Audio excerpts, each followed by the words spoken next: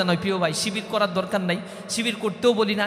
এই নবীন বরণ করে তোমাদের কাছে কিছু অনুরোধ আমরা জানাই, কারণ you are the next generation, you are the future of this society, so build yourself for the future better, for the betterment of this country. আল্লাহর রাস্তায় তোমরা নিজেদেরকে একটু তৈরি করো।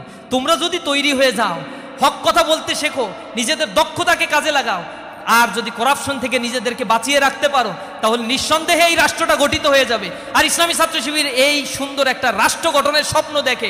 আমরা চিন্তা করি এই রাষ্ট্রের উপরে লাল সবুজের পতাকাকে খামচে ধরে আর কোনো শকুন যেন এখান থেকে আমার স্বাধিকার, আমার সার্বভৌমত্বকে আর যেন কেড়ে নিতে না পারে।